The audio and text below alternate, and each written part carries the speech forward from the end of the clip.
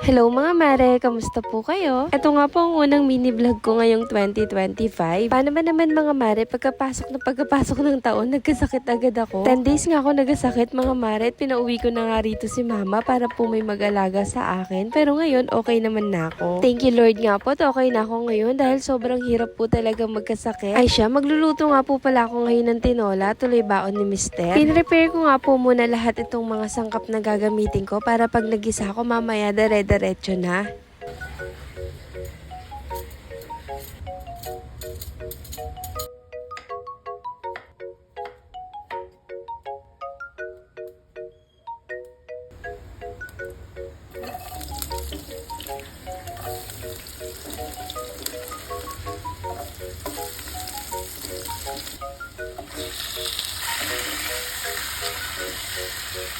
Kapag nagluluto nga po ako ng may luya mga mare, inuuna ko po talaga yung luya, sunod bawang at saka sibuyas. Sa tinola ko nga mga mare, sinasangkot tsaka po munang maigi yung manok at saka po nilalagyan ko na ng pampalasa bago ko lagyan ng tubig. Habang hinihintay ko nga po yun kumulo mga mare, eto't nakipaglaro muna ako sa mga babies ko. Pagbalik ko nga mga mare, kulong-kulo na po siya kaya nilagay ko na agad yung sili at saka po yung sayote. Nung half cook na nga po yung sayote mga mare, nilagay ko na po agad yung talbos ng sili and then pinatay ko na po yung apoy and okay na yan. Pagkatapos ko nga po magluto mga mare, back to reality na naman tayo. Ito na naman at sobrang dami ko na namang hugasin. Ganito nga po talaga karami lagi hinuhugasan ko ting umaga mga mare. Paano ba naman pinagsasabay-sabay ko na po lahat ng pinagamitan ko sa umaga, pati pinag-almusalan namin. Pagkatapos ko naman maghugas mga mare, ito naman po at inayos ko naman tong mga condiments bottle ko. Hinihintay ko nga po munang maubos yung mga laman nun para mahugasan ko na bago ko repilan. Fast forward mga mare, naasikaso ko na nga pala dyan si Mister at nakapasok na rin siya. At pagkatapos, eto't nagtuloy-tuloy na ako sa paglinis. Nagtupi na nga po muna ako na itong mga damit mga mare. Buti na lang bago umuwi si mama, nakapaglaba muna siya. Char. New Year's resolution ko nga po mga mare, kapag may tupiin na, tutupiin ko na po agad. Char. Fast forward mga mare, inopen ko na nga rin po pala itong parcel ko. Doormat nga po pala ito mga mare at super affordable lang po nito. 100 plus nga lang po yung bili ko rito pero tignan nyo naman, dalawa na po siya, isang mahaba at isang maliit. Ang ganda nga rin po pala na itong design na napili ko, nakaka-aesthetic tignan. Marami nga rin po pala itong ibang available na design kaya kung bet nyo rin po ito, ilalagay ko yung link sa comment section or click nyo na lang po sa yellow basket. Nagugutom na nga po ako mga mare kaya eto't nag-prepare na ako ng tanghalian ko. Tara, kain po tayo. O siya mga mare, hanggang dito na lang po muna ulit. Thank you for watching and see you on my next mini vlog. Bye for now!